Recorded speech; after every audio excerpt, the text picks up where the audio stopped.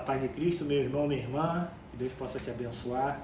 Quero te pedir, antes de mais nada, que você possa se inscrever, apertar em todas as notificações para que você possa receber todo o nosso conteúdo, que você possa também curtir, que você possa comentar e que você possa fazer algo para o reino do Senhor, que é compartilhar.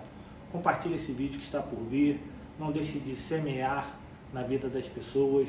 Muita gente necessita ouvir a palavra de Deus. Então você que já está inscrito no canal, amém, Deus te abençoe. Você que não está e vê nossos vídeos, quantas pessoas veem nossos vídeos e veem os versículos da manhã, também os nossos shorts, todo dia às 6 horas da manhã são lançados, que não estão inscritos. Deus abençoe e abençoe a vida de outro também. Amém? Que Deus possa te abençoar rica e abundantemente. Pode rodar a vinheta em nome de Jesus. Deus abençoe.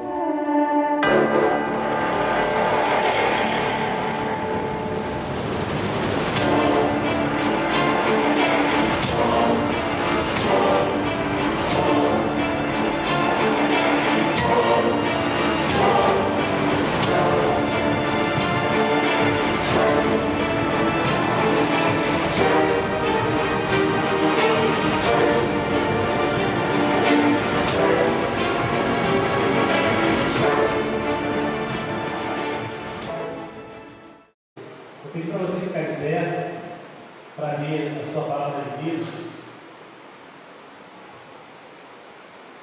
No primeiro livro de Reis, capítulo 18. Primeiro livro de Reis, capítulo 18, verso 30.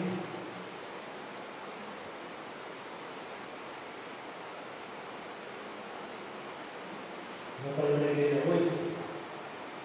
Hoje a gente vai cortar na carne. Hoje a gente vai cortar a nossa carne.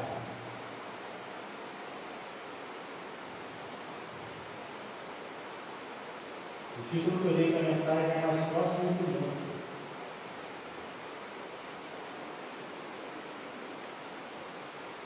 Deixa eu falar da igreja do Senhor. Primeiro livro de Reis, capítulo 18, verso 30, diz assim a palavra do Altíssimo. Então Elias disse a todo o povo: aproximem-se de mim. E todo o povo se aproximou dele. Elias restaurou o altar do Senhor que estava em ruínas. Eu vou repetir. Primeiro livro de Reis, capítulo 18, verso 30. Então Elias disse a todo o povo: aproximem-se de mim. E todo o povo se aproximou dele. Elias restaurou o altar do Senhor que estava em ruínas. Pai Santíssimo, Pai amado, Tu que és o dono dessa igreja, Tu que és o dono da igreja na terra, Tu que és o dono e o rei da igreja, Pai. Que o Senhor possa, Senhor, ser glorificado, Senhor, através dessa mensagem. Que o Senhor possa falar aos nossos corações. Que os nossos corações, nesse momento, estejam preparados, Senhor, para aquilo que o Senhor está lançando e está lançando como semente, Pai. Para que essa semente possa entrar, Senhor, no nosso coração. Na terra já arada, Pai, na terra boa, Senhor. E que ela possa, Senhor, germinar, Senhor, nessa terra, a fim de que possa criar uma raiz profunda, não só uma raiz, mas várias raízes profundas, Senhor, para que ela possa crescer, essa palavra, no nosso coração, Senhor, como uma árvore que cresce, Senhor, de uma maneira sadia, Pai. Que, Pai, as raízes sejam solidificadas, Senhor, que possa haver nelas, Senhor, nutrientes suficientes, Senhor, para alcançar a nossa alma, o nosso espírito, Senhor, e que essa árvore possa, Senhor, nascer, crescer, ser frondosa, frutífera, Pai, e que esses frutos, Senhor, sejam para abençoar pessoas, Senhor. Faz de nós, Senhor, essa árvore, Senhor, frondosa, Pai. Faz de nós essa árvore frutífera, Pai, nesse momento, Pai. Que eu não seja empecilho de jeito e maneira nenhuma, Pai, para que a Tua palavra possa chegar no coração do meu irmão e da minha irmã, Pai. Ser conosco nesse momento. Fala a Sua igreja, Pai. É a oração que fazemos em nome de Cristo, que todos digam amém e amém. Podeis assentar. O proverbista Os olhos do Senhor estão em todo lugar. Fazendo o quê? Contemplando os bons e os maus. Vou repetir. O Proverbista, capítulo 15, verso 3, diz assim: os olhos do Senhor estão em todo lugar, contemplando os maus e os bons. Os olhos do Senhor é uma expressão que aponta para a presença de Deus em quantos lugares? Em todos os lugares. Os olhos do Senhor é essa expressão que aponta para a presença de Deus em todos os lugares. Todos os nossos atos, tudo que ocorre na terra é de conhecimento de Deus. Tudo. Tudo. A presente consciência do Senhor sobre nós faz com que não sejamos sábios aos nossos próprios olhos. Por quê? Porque Deus vê todas as coisas. Deus é presente em todas as coisas. O senso da presença de Deus, ele nos ajuda a manter respeito e vigilância quanto às nossas próprias atitudes. Tem gente que, por causa da sabedoria e da sapiência de saber que os olhos do Senhor contemplam todas as coisas, tendem a fazer algumas coisas. Então eles ficam vigilantes nas suas atitudes. O temor é trazido a essa pessoa. Quando nós estamos atentos com as nossas atitudes, dificilmente nós seremos imprudentes, dificilmente nós seremos arrogantes. Por isso é importante ter consciência de que Deus é tudo, e que cada um de nós deve examinar-se a si mesmo, considerando o caminho que temos diante desse Deus que vê todas as coisas. Deus te vê, Deus me vê, Deus vê nossos atos, Deus vê nossas atitudes, Deus vê até o profundo do seu coração. Deus vê o que está lá dentro do seu coração, no âmago do seu coração, lá no esconderijo do seu coração. Deus conhece todas as coisas e Deus te vê. Não há nada que pode ser escondido dos olhos do Todo-Poderoso. Deus também, Ele vê a sua igreja. Ele vê vocês e a mim. E Ele vê a igreja. Deus vê toda a igreja. Aqui mesmo eu tive a oportunidade de pregar uma mensagem, uma série de mensagens, foram 8 mensagens, sobre as 7 cartas endereçadas por Cristo às 7 igrejas lá no livro do Apocalipse. A cada uma delas, Jesus diz que conhecia o povo, e mais, ele não só conhecia o povo, ele conhecia as obras daquele povo, conhecia a igreja daquele local, e conhecia as obras dos irmãos daquela igreja local. Com essa consciência, então, essa certeza, a gente vai tratar das nossas atitudes a partir desse versículo que nós lemos no começo da mensagem, no texto central. Então eu vou contar para vocês a história de um homem, de um profeta de Deus, para depois a gente partir justamente para esse verso que lemos no primeiro livro de Reis 18:30. Houve uma época em que a nação de Israel dava passos largos, passos firmes em direção à total desordem. É isso mesmo. Houve uma época em que o reino de Israel dava passos largos, passos firmes. Não para a prosperidade, não para as coisas boas, mas para a desordem. Foram ao todo 19 reis, e todos sem exceção, todos eles foram maus perante o Senhor, ou seja, eram ímpios em sua essência. 8 dinastias que se sucederam de cobiça, que sucederam de infidelidade às leis de Deus, que se sucederam e fizeram com que a terra fosse pagã, o reino de Israel fosse pagã, adulto, aonde houvessem homicídios assim. Pois bem, a época do rei Acabe, se já não bastasse, seria o pior de todos os reis do reino do norte, ainda a casa com a pior das mulheres da época. E eu tive a oportunidade, se não me engano, semana passada de falar sobre ela. Uma mulher ambiciosa, idólatra, traidora e assassina. Acabe era um paspalhão, e meio bobo. Se hoje ele estivesse aí na rua, se poderiam chamar ele de otário. Mas Deus que vê todas as coisas, no alto e sublime trono dos céus, avista aquele cenário de perversão e de apostasia. Então o que ele faz? Ele sempre faz isso. Em todo tempo Deus faz isso. Ele levanta um homem dele para confrontar aquelas pessoas, para confrontar aquela situação. E o nome daquele homem era Elias. Um homem que Deus levanta, um homens de Deus, Deus ainda levanta profetas. Deus ainda levanta homens de Deus. Você pode achar que a igreja toda é pervertida. Você pode achar que a igreja toda ela está decaída porque não há mais homens e mulheres de Deus.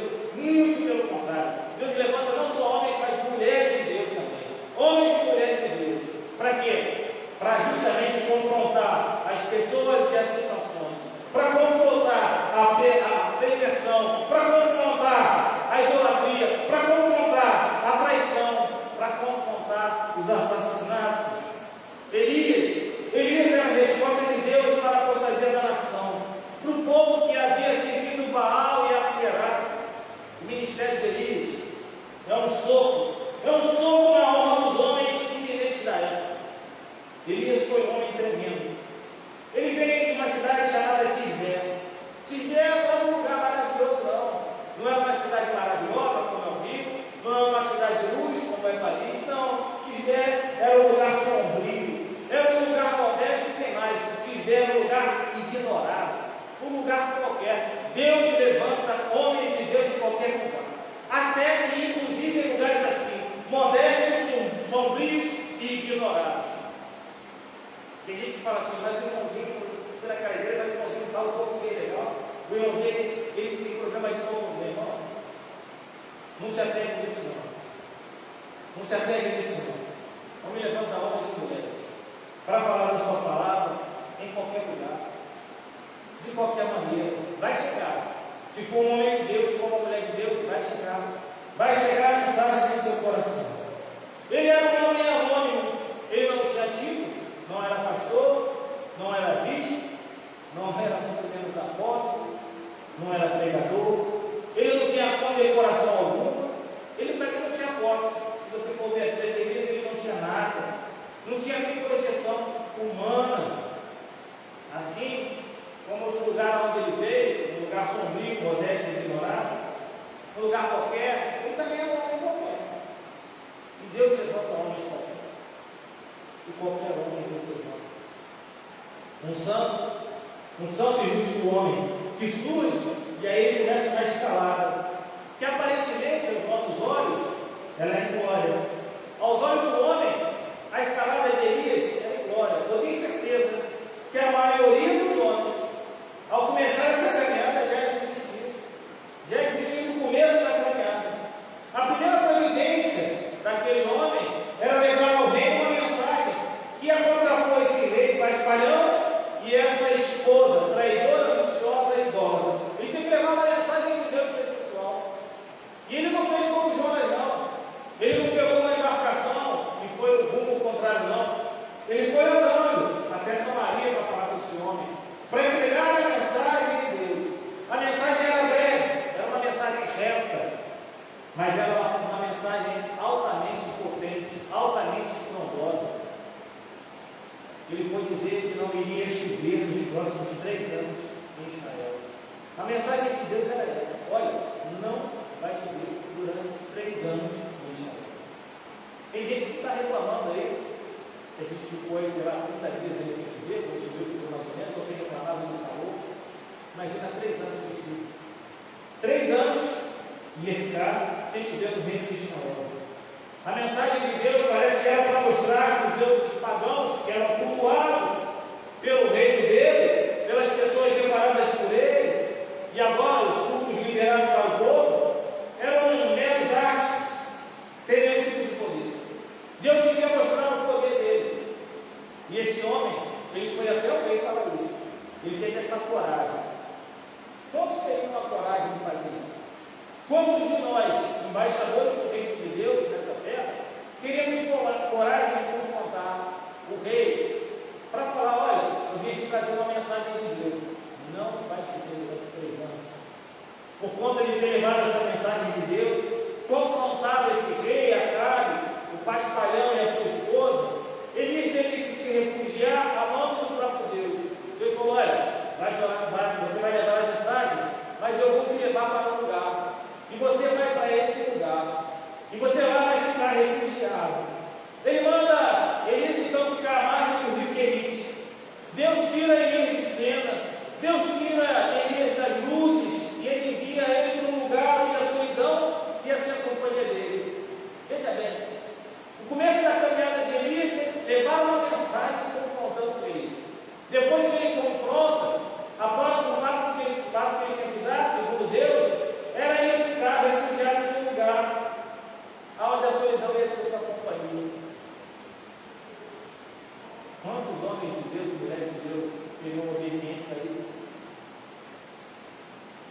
Deus tirou esse homem de cena.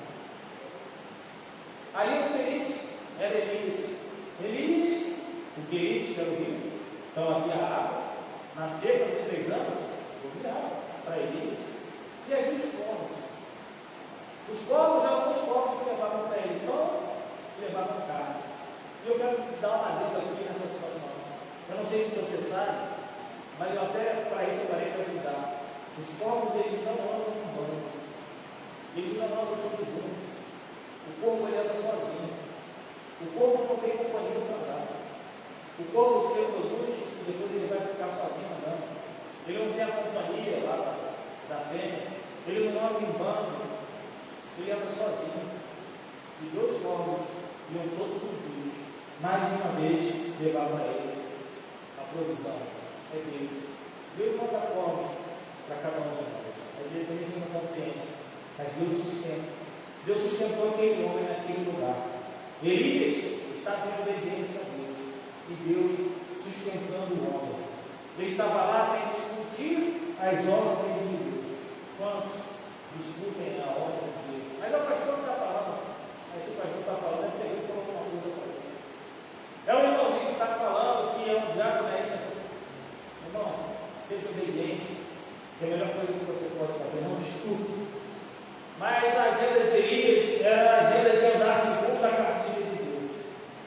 Elias queria fazer a vontade de Deus.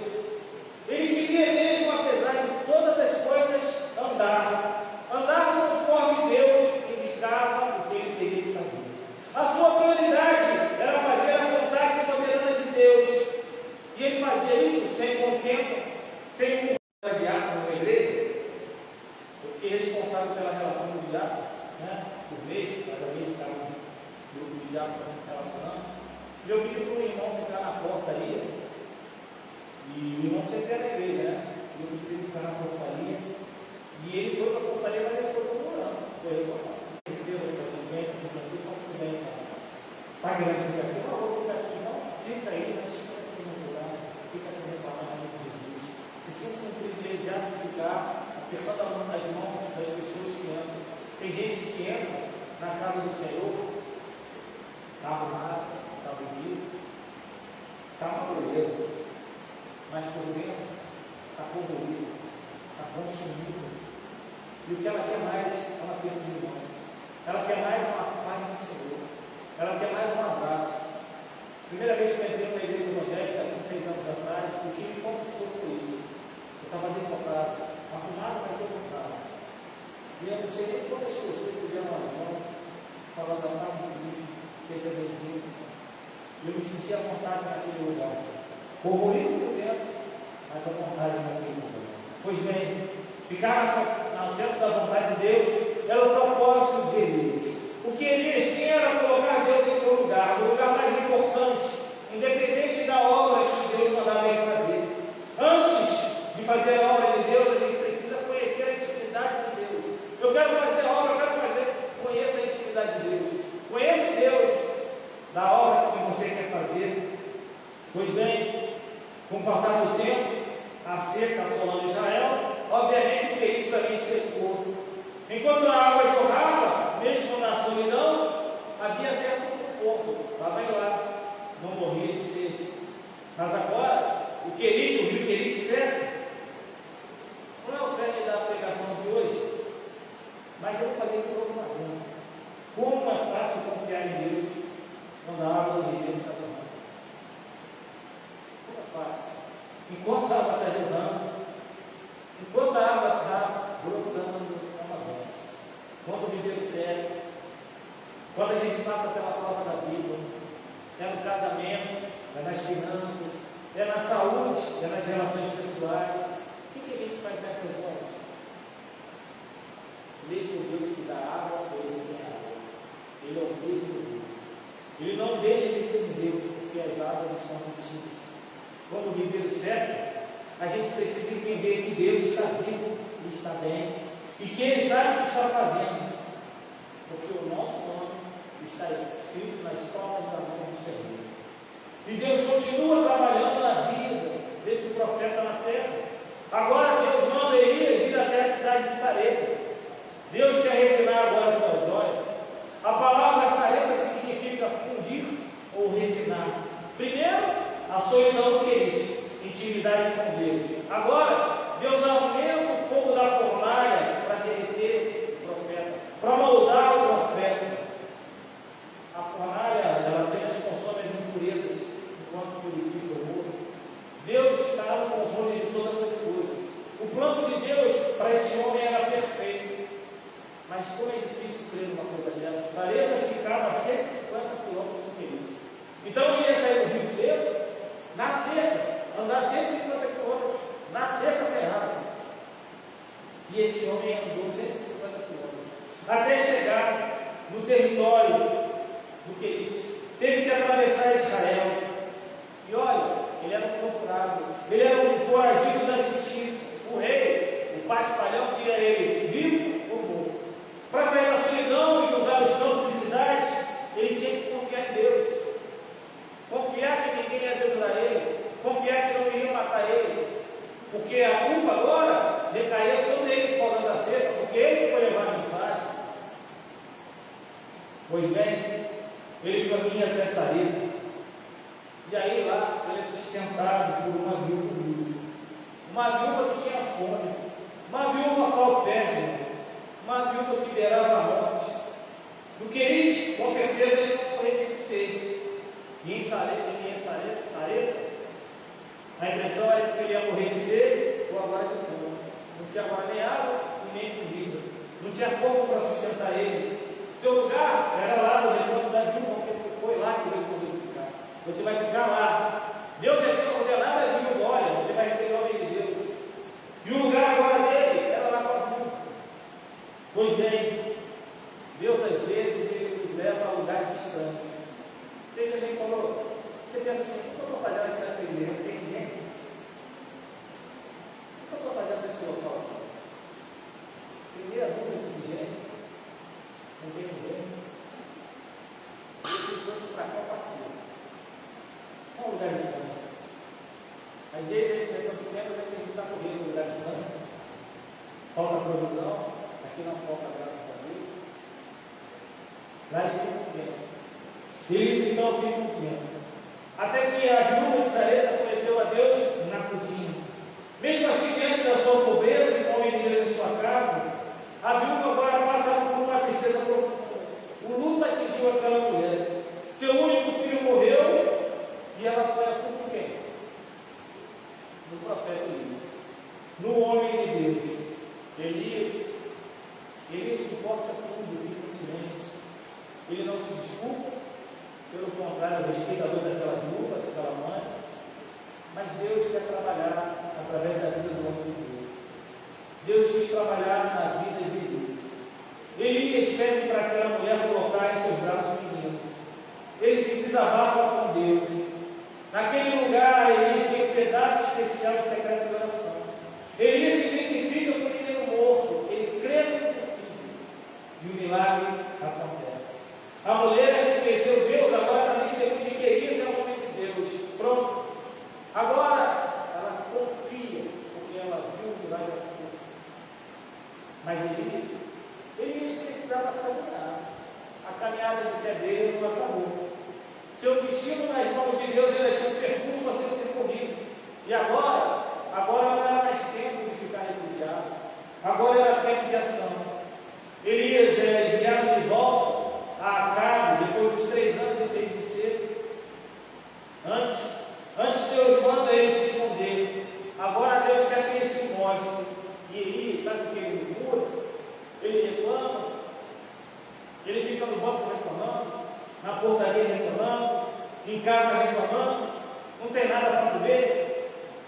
Minha mulher é chata, meu marido é chato, minhas crianças me perturbam, não aguento mais minha mãe, minha sogra.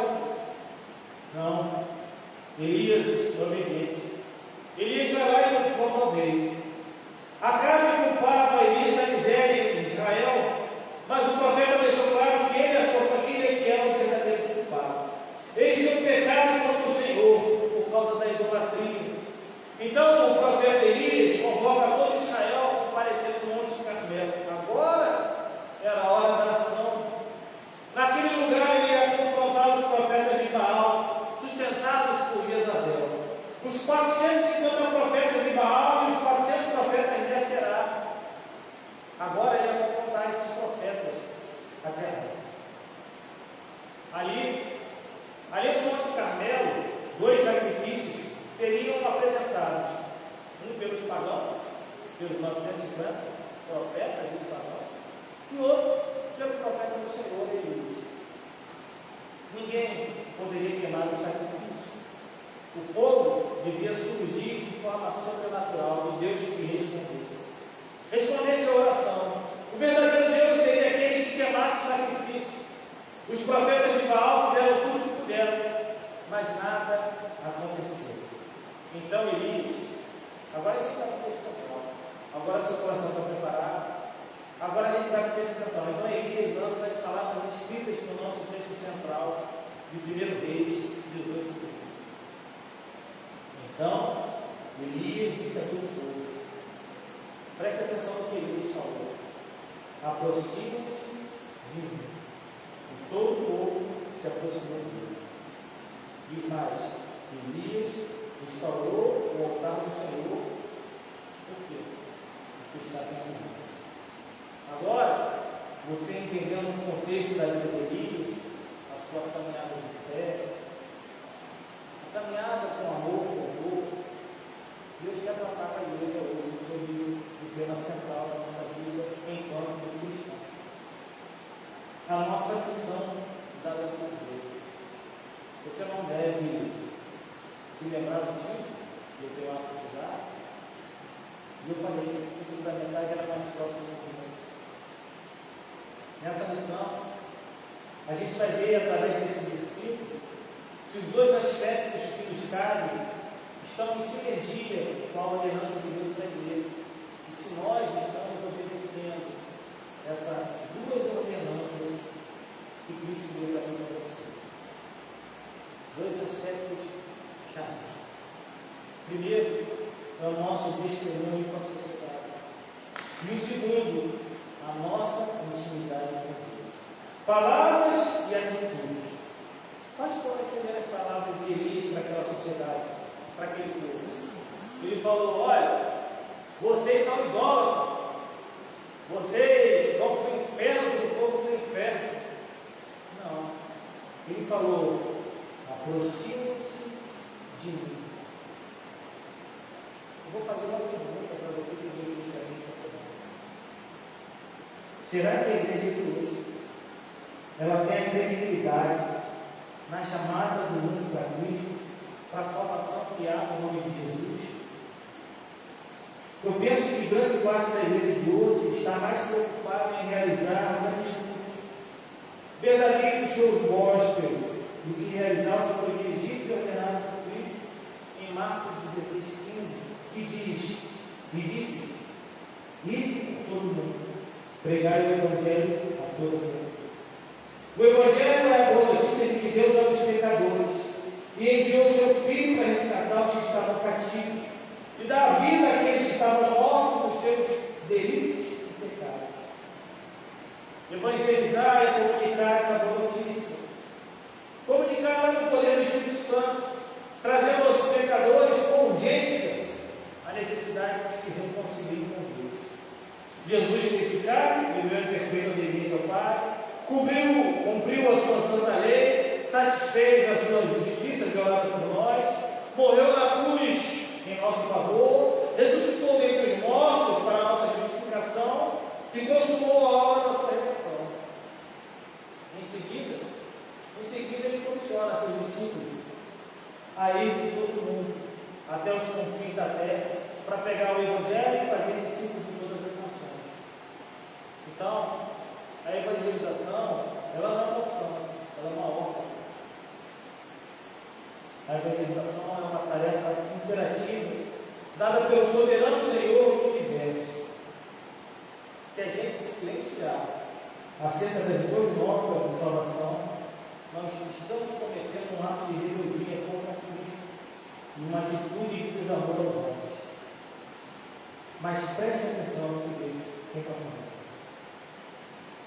Será que eu e você nós temos a credibilidade, enquanto cristãos, de falarmos como igreja em alta voz, para que as pessoas do mundo se aproximem de nós?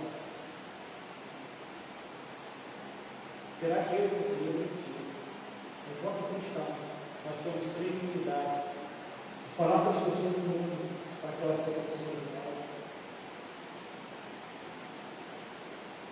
Temos credibilidade para chamarmos os que estão no mundo para próximo de cada um de nós? O nosso testemunho nos garante essa credibilidade. Elias tinha tudo para desistir, para reclamar, para abandonar, mas ele suportou o trigo de Deus. Agora, moldado segundo a vontade de Deus, ele tinha crédito junto ao povo espiritual. Nosso testemunho de vida é a melhor harmonia da organização existente para alcançar o mundo.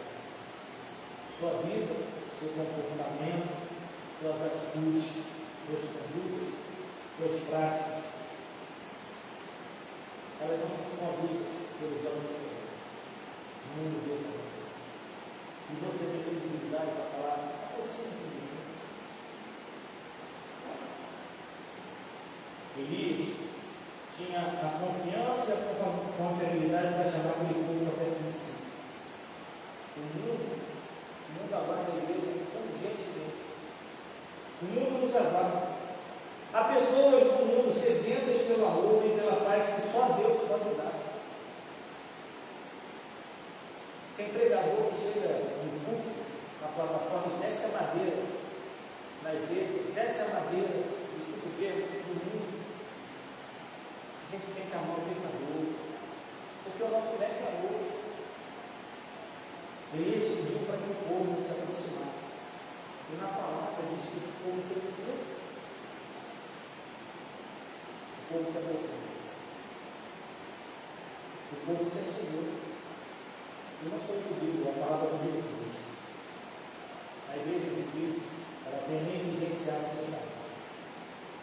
Nós temos que convocar o mundo para que ele se aproxime de nós. É isso mesmo, para que se aproxime de nós.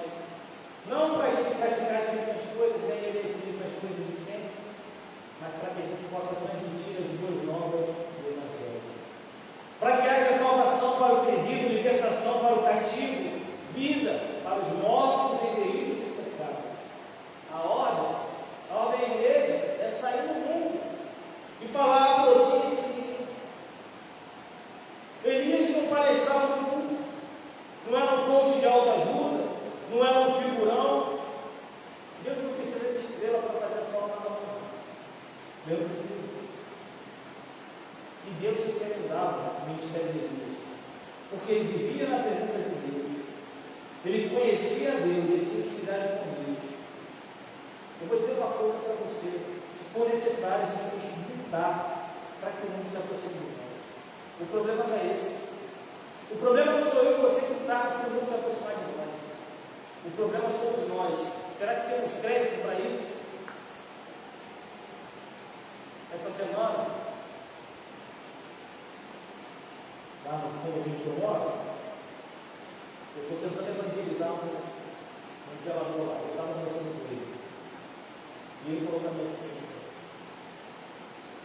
pastor, vou falar uma coisa para você. Fulano, que mora na casa tal, fala que é crente, mas ele tem uma outra mulher. O fulano que mora na outra casa lá, sai com a mulher da casa do outro fulano. O outro fulano lá, eu tenho uma pessoa que falou para mim que ele rola.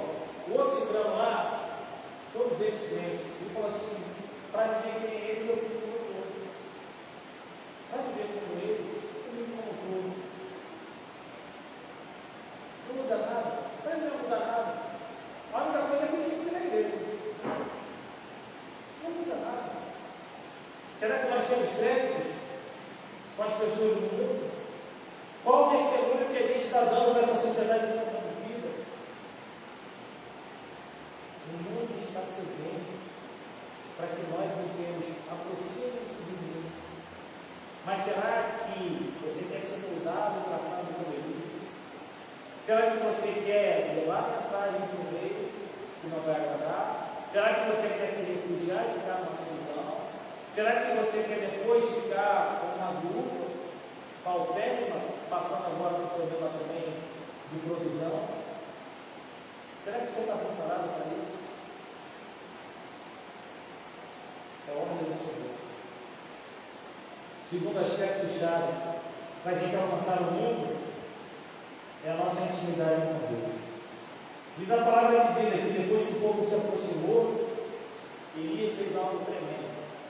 Elias não fez show, Elias não fez graça, Elias não foi colocando logo as coisas no chão de qualquer maneira. Tem gente que quer fazer as coisas na igreja de qualquer maneira. Elias restaurou o mundo. Não há como alcançarmos o mundo se não tivermos Deus em primeiro lugar nas nossas vidas. Elias sabia que para o milagre acontecer, Deus, ele deveria ser o centro da adoração. Ele deveria ser o centro da adoração naquele momento. Era o momento que ele tinha. Era o momento que ele tinha para mostrar Deus naquele lugar. O sobrenatural iria acontecer, mas não poderia acontecer se ele não restaurasse o altar do Senhor. E só quem poderia restaurar aquele altar era ele. Ninguém mais tinha capacidade, credibilidade e vontade de restaurar o altar do Senhor. Elias tinha o seu ministério referendado com Deus. Novamente, ele via a presença de Deus. Ele conhecia a Deus. Ele tinha intimidade com Deus. Ele foi treinado por uma grande obra. Para prevalecer diante do mundo, em público, é preciso ser treinado no secreto. Tem gente que quer prevalecer em público e nem ser treinado, quer fazer show antes de acontecer. Antes de Deus trabalhar através de nós, Deus precisa trabalhar em nós. Deus precisa trabalhar em mim e em você. Ele quer nos treinar e quer nos capacitar para grandes coisas, grandes aventuras, que foram aventuras que ele passou. Antes de Deus se manifestar, e Deus se manifestou, foi preciso restaurar o altar, porque o altar estava incluído. Ele não restaurou o altar porque o altar estava pronto, não. Ele restaurou o altar porque o altar estava em ruínas. O altar da oração, o altar da comunhão, o altar da fidelidade. Tem gente que quer que as coisas aconteçam, que o milagre aconteça, que Deus faça. Deus tem que fazer, Deus tem que prover, Deus tem que trabalhar. Eu tenho ido na igreja, eu sou dizimista.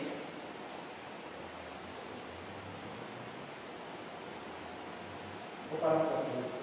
Tem gente que quer ver o mundo ser impactado pela manifestação de Deus.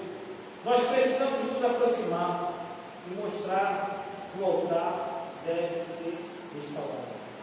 Diz a palavra de vida que Elias restaurou o altar do Senhor que estava em ruínas. É a igreja que tem que restaurar o altar de Deus. Foi Elias que restaurou o altar de Deus. Elias não mandou o povo restaurar o altar de Deus. Elias não mandou os profetas de Baal e Aserá para restaurarem o altar de Deus. Elias restaurou o altar de Deus. Quem tem que restaurar o altar de Deus é a igreja. Elias consertou o altar do Senhor que estava quebrado. A gente culpa o mundo de tudo. Todas as mazelas que acontecem conosco, nós culpamos o mundo. Em vez de a gente tentar nos aproximar e restaurar o altar do Senhor. Vou dizer para vocês o pensamento do meu vídeo. Eu acho que a igreja de Cristo, na terra, precisa de um novo avivamento. Mas um avivamento dele. Um avivamento tremendo. Mesmo que para isso tem que sair pessoas da igreja. Da igreja de Cristo. Quando eu falo da igreja, eu não falo da igreja local físico, não. Pessoas que têm atrapalhado o evangelho. Tem muita gente dentro da igreja que quer atrapalhar o evangelho. Tem trazido confusão. Tem trazido contento. Se ser cristão é apenas igreja, ou dizer que não pode nada, não posso fazer isso. Por quê? Porque o pastor falou que não posso. Não posso jogar bola, não posso jogar uma saia assim, eu não posso andar sábado, eu não posso ir para aquele lugar, não posso fazer nada, eu não posso ir numa reunião de família porque lá tem cerveja. É lá que você tem que estar.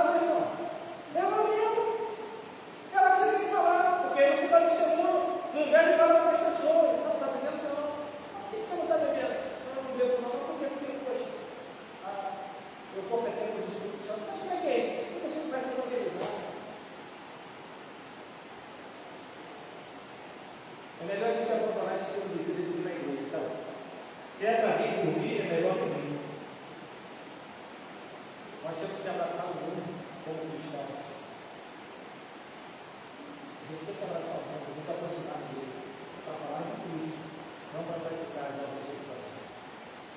Se a Bíblia é só um livro extraordinário, melhor a gente ir lá. Não quero ter nada. Essas palavras, elas transformam vidas. Se a gente pensar apenas que é um livro extraordinário, que os feitos são feitos extraordinários, isso já aconteceu, não acontece mais, quero jogar fora. As palavras que estão aqui, elas transformam. Falei hoje com uma pessoa, você já viu o livro dele? Aí ela falou, já. Eu falei, não, é mais ou menos daquele jeito mesmo, mas ela não é daquele jeito. No mundo pós-apocalipse, já havia acontecido o Apocalipse, e um homem queria a palavra, a Bíblia. Um exemplar da Bíblia está aqui, ele sabia. Na palavra de Bíblia tem poder.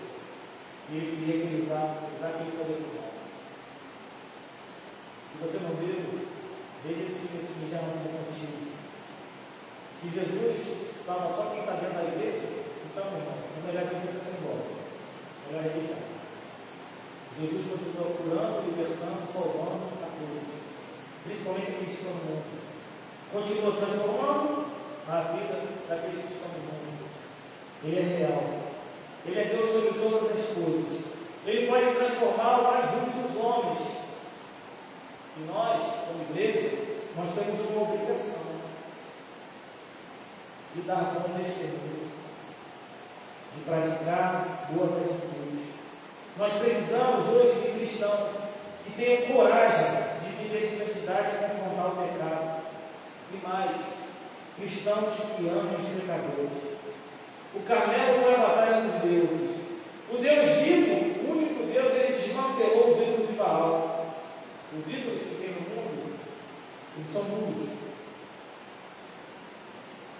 Continua a leitura depois.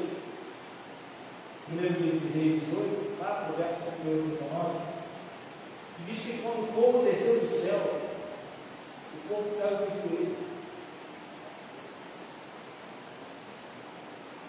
A gente tem perdido a expectativa do sobrenatural. Tem muitos achando que ele está sentado no trono, no chicote, na mão grande, e só chicoteando o pecador. Deus está sentado no seu trono de glória, mas ele está na mão de todos, sem distinção, e olhando a cada um de nós. Até os mais certos naquele lugar receberam uma prova de Deus eterna. Mas o maior de todos os milagres, ele aconteceu em outro lugar, no Monte do Calvário. Ali Jesus deu a sua vida por nós. Ali o sol cumpriu o seu rosto. Ali as pedras partiram-se. Ali os túmulos foram abertos. Ali a porta do céu se abriu para os pecadores arrependidos. O Elias, que é exaltado diante dos homens, humilha-se diante de Deus. Ele sobe ao cume do Carmelo, não para ver os outros de cima para baixo, para orar, de forma humilde, de forma perseverante e de forma vitoriosa. Deus é o alvarista da sua própria palavra. Ele promete em tudo. Pode ter certeza disso. Elias orou e os céus sabiam em abundantes chuvas. A igreja vai ter que aprender dessa passagem. A lição é ficar mais próximo do mundo. É dar bom testemunho. A lição é ter na nossa caminhada de fé a certeza de que Deus está no controle de todas as coisas. Então, eu vou pedir para você que bota a cabeça nesse momento. E ele quer tomar no coração, pode ficar sentado. Onde você está, é no seu Deus. E a gente vai orar para esse lugar de Deus. Senhor Deus, querido Pai, a sua igreja ouviu na parte da manhã aquilo que tu disse. E agora, à noite, aquilo também que o Senhor desejava. Pode ser, Senhor, que tenhamos vindo ou a expectativa da vida da nossa casa tenha sido para ouvir palavras de vitória, mas de repente era para ouvir sobre prosperidade, sobre bênçãos sem vidas. E a gente ouve sobre prosperidade, bênçãos sem vidas, porque o Senhor é a nossa proteção. O Senhor é a nossa herança. É a Ti, Senhor, que queremos que nos molde a todos os dias, de todo o tempo, Pai.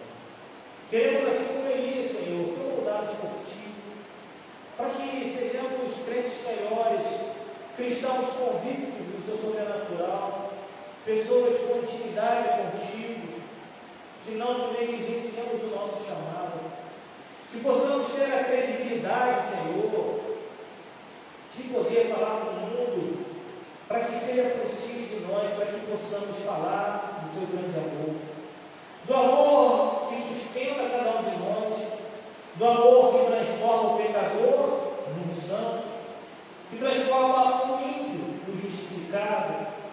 Pai, que possamos sair daqui, Senhor, com essa lição no nosso coração, que possamos passar aí alguns dias tendo essa lição na nossa vida, ruminando essa lição, a fim que possamos ser cristãos melhores, ser verdadeiros cristãos. Então, Senhor, trabalha na nossa dificuldade, Senhor. Trabalha, Senhor, em nós, porque precisamos, Senhor. Trabalha na nossa vida, Pai. Trabalha no nosso pensamento. Trabalha, Pai, para que o Seu nome, assim como naquele monte, seja glorificado para a glória e honra de Ti. Nós fazemos e fazemos em nome de Cristo, e todos digam amém e amém. Você pode dar uma salva para o Senhor? Amém.